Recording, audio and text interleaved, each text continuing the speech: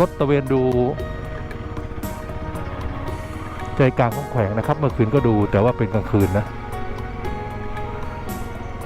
กลางคืนจะดูลำบากนิดหนึ่ง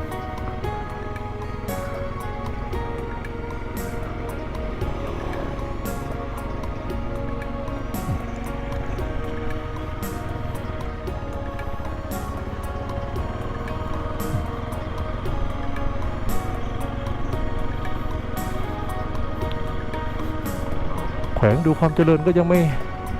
เท่าไหร่นะ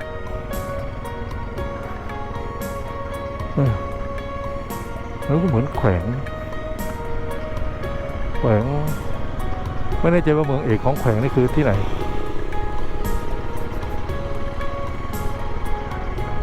เด็กน้อยนักเรียนเดินทางไปโรงเรียนร้านอาหารศิลป์วิไล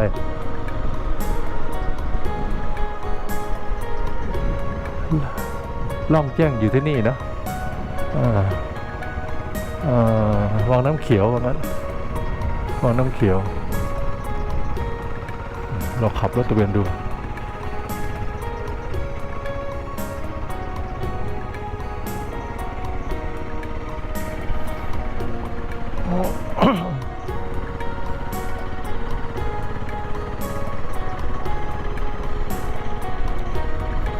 โรงเรียน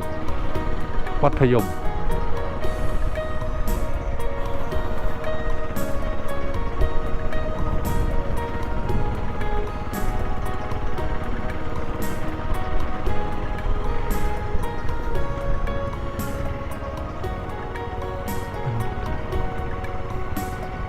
บ้านผ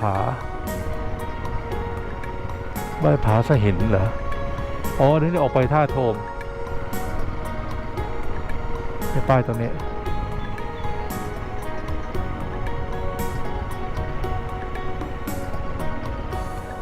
ที่เราออกมาเมื่อคืนนะเนี่ยล่องแจ้งท่าโทมที่เรามาเมื่อคืนเนี่ยเรามาจากนี่เมื่อคืน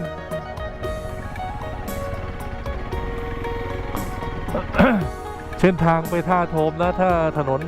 ยังไม่เรียบร้อยไม่แนะนำให้เพื่อนมานะโดยเฉพาะกลางคืนนะเช่นนี้ที่ผมมากลางคืนนะที่มาเมื่อคืนเนี่ย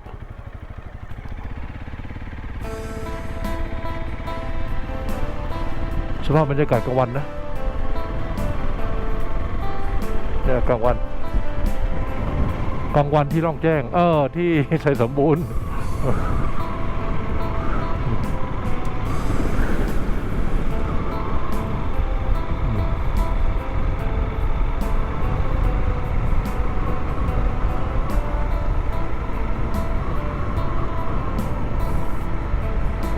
เมื่อคืนมืดนะครับ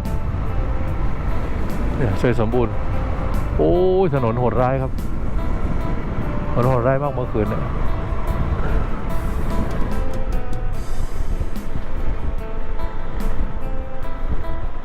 เด็กเล็กเด็กน้อยผู้สาว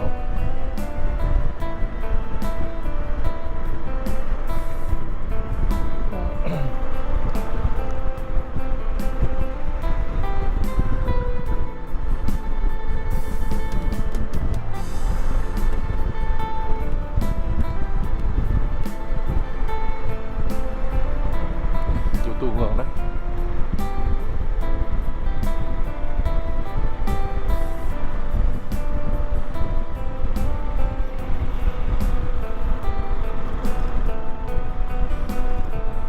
นี่เป็นหนองน้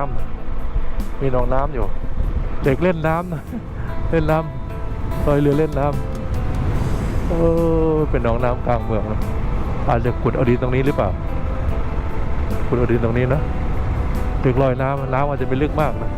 เล่นน้ำอยู่กลางหนอง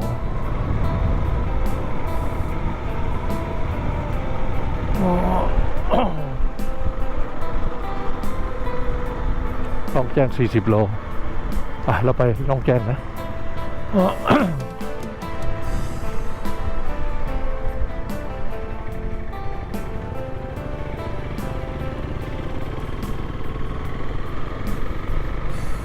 ขวามือจะเป็นที่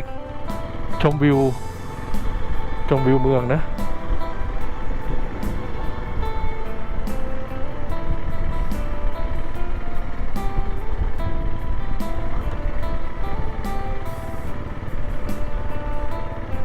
สมรภูมิรบที่ล่องแจ้งลองไปดูสิครับไม่ลองไม่รู้นะ